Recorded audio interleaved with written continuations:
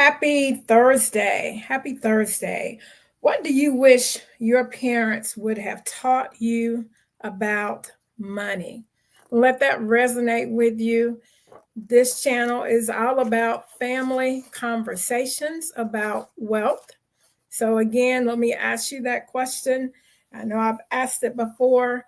If you haven't joined me before, that is a question that I'm probably going to always ask. So, what do you wish your parents would have taught you about money? So, this channel is about wealth conversations because we don't have family wealth conversations enough. Usually, when parents or people or adults are talking about money, usually it is the adults that are involved and there are no children around.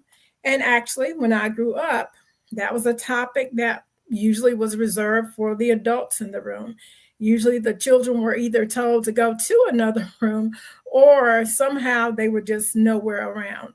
And so, we want to talk about how we can include children so that financial literacy becomes a family topic. Let me introduce myself. My name is Andrea Davis. I am a former classroom teacher of 22 years. I am currently a life insurance agent.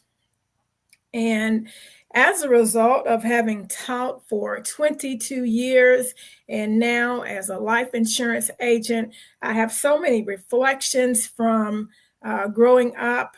And of course, I go back and forth from now having two young men of my own. I go back to the time whenever I was raised. And again, there were not enough conversations about money being had.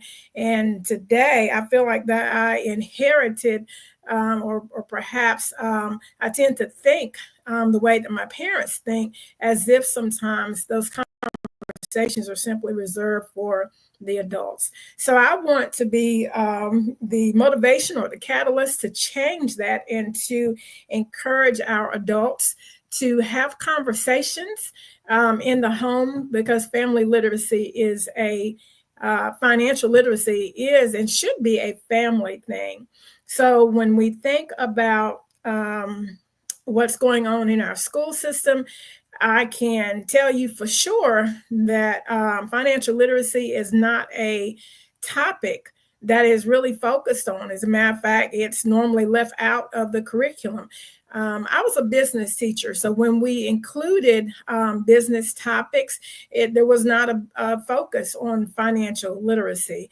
So, in other words, we did just enough to check the boxes. So, therefore, I want to encourage you to, at home, to do what you can to have those topics. So, I had mentioned previously, I think a week ago, I was talking about the young man who was 8 years old and he was on Shark Tank. And I said, I wonder what the conversations are at home in that young man's house, because he did get a deal.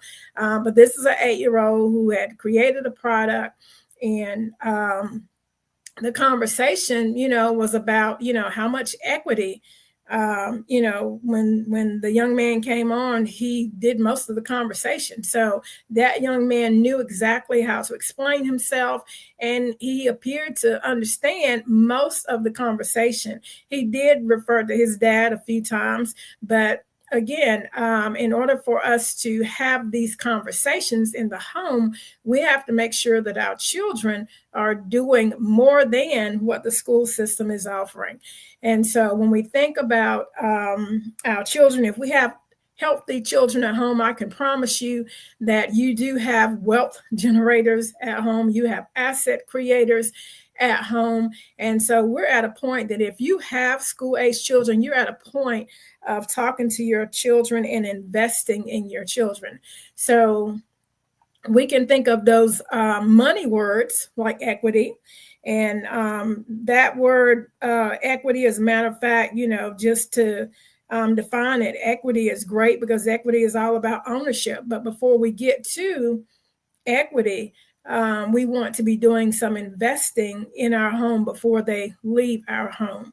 So, when it comes to investing in our children, I want to encourage you and inform you that we don't need to be so dependent on the school system. Whenever it comes to homework, the homework should really be what we give them. The homework can be a book that we can read with our children. And that way, whenever our children are learning to read, they can also write about it. They can also speak about it. And that way, we know that our children are able to comprehend and understand and articulate and explain themselves clearly. Schools do not teach writing skills. Perhaps they used to back in the day, but I just left the classroom a couple of years ago.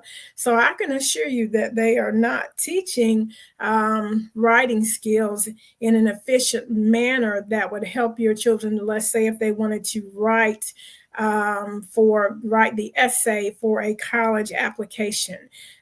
Schools are not teaching writing in a thorough manner that would really help your child to be able to do that. When it comes to even taking the end of grade or end of course, there are a lot of children that struggle because they lack comprehension. So it is at a time that if we have school age children, that you have to do the investing. And you don't have to be the parent, you don't have to be the grandparent. You can just be part of the village. You can be the aunt, the uncle, the mentor, what have you. But the point is, it is a time that word, usually we think investing is something that we do when it comes to stocks. Right now, you're investing in humans, whatever those, whether it's boy or girl, but those humans that are in your household, you're at a time, or they're at a time in their lives when they need the older people that are in the house to invest in them. So it is extremely, extremely important that our babies learn or do that. They need to read more. They need to write more. They need to speak more. They need to increase their comprehension when it comes to time to really understand money and have those family wealth conversations. You want it to be not a one-sided conversation, but a two-sided or a three-sided. It's a family conversation. But in order to have that conversation, then we have to take the time to make sure that our children are reading more. So it's not about how much homework those kids come home with. It's about the homework that's going on in the home. So be sure that you are taking the time to invest in your kids. Just to remind you that as adults, that what can happen is we think in terms of the children over there, the children that we hear about, but even our own children, even though we feel like we're giving them the best upbringing, sometimes, people, or we grow up and all of a sudden it's time for us to make a decision about our insurance policy, our retirement. But because we did not hear enough of that financial literacy growing up, then we struggle, or we make decisions that 20 years down the road, we're like, oh, wow, I wish I knew. I wish I understood that. I wish I had taken the time to understand that. I depended on this person to tell me, and they told me basically just enough information, and I didn't do my due diligence, so I didn't know. So again, it is so imperative that we don't depend on the school system. We don't depend on other people, that we make sure that we're doing what we need to do for those babies in our home. And my personal example is that whenever I started teaching and the retirement representative would come to school, everyone would go and see the retirement representative. And of course, I assumed that I was supposed to do the same, and I did. And so many of you are familiar with the 401ks and the 403bs. And so I did what every other teacher did. I think at this point in my life, if I had done my due diligence, that I would have looked for other products that would have allowed me to do the very same thing. So you can accomplish the same thing, and the same thing meaning that you can save for your retirement, but that doesn't mean you have to do what everybody else is doing.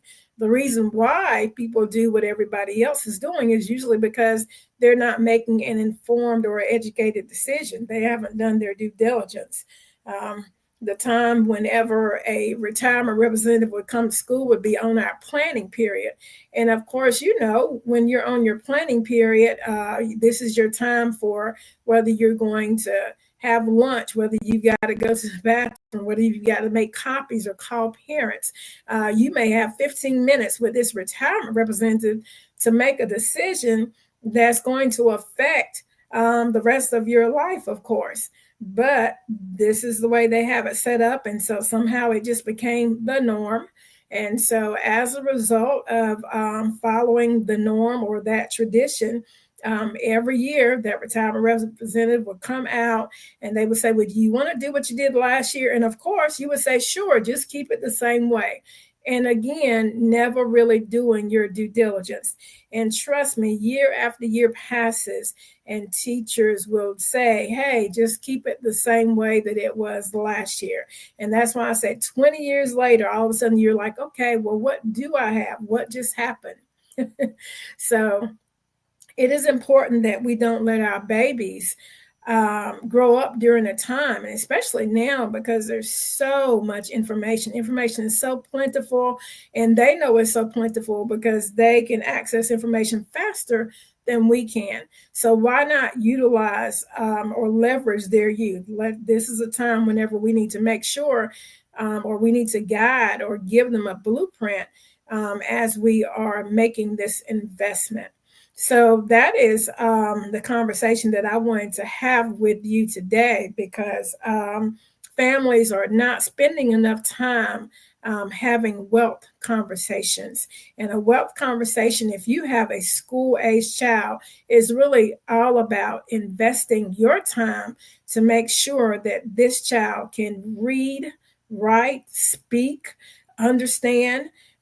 This way, you have an adult that whenever they leave your house, whenever that adult is ready to leave your house, that they understand. Now, you understood, but they need to understand that they are wealth creators, they're asset creators, they're wealth builders. They need to have that understanding whenever they leave your home. So that's what we want to get over to our families. Share this with someone.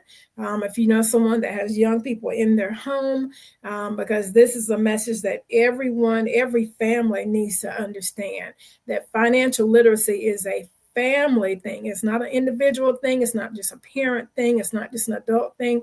It is a family thing, financial literacy. So let's invest in our young folks, and we will continue this conversation next week.